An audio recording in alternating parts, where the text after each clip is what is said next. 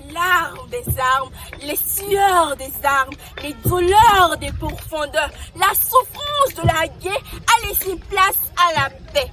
La paix, je sais que ça vous parle, car tout le monde en parle. On entendait, je suis à la recherche de paix, le monde a besoin de paix. Mais quelle est l'essence même de cette notion?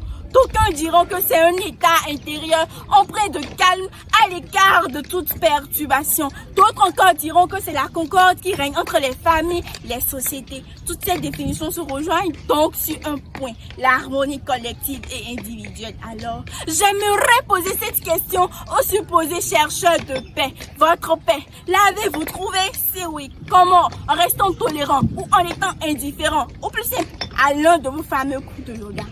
Partons du principe que vous l'ayez trouvé en étant indifférent aux conflits et aux injustices de ce monde. Je vous poserai alors à nouveau cette question. Votre paix a-t-elle duré?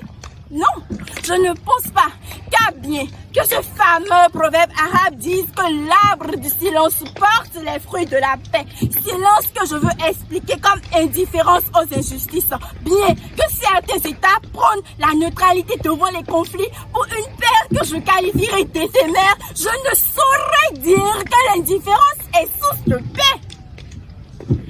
Je me rappelle encore de mon instituteur définissant la tolérance comme l'aptitude à accepter chez l'autre la façon de voir les choses. Je ne perçus pas tout de suite la définition dans son entièreté, mais je la conçois un peu mieux aujourd'hui et j'ose croire qu'elle était d'une importance capitale pour qu'on veuille l'inculquer à des enfants. Mais importante et capitale à quoi?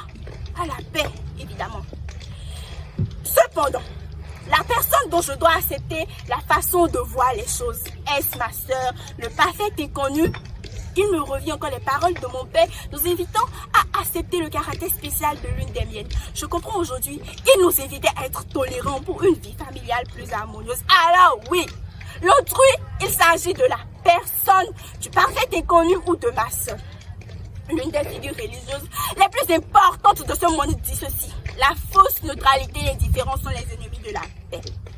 Le racisme, qu'on connaît tous comme étant la plus belle forme d'intolérance, n'est-elle pas source de guerre lorsqu'elle provoque le génocide juif au cours de la Seconde Guerre mondiale?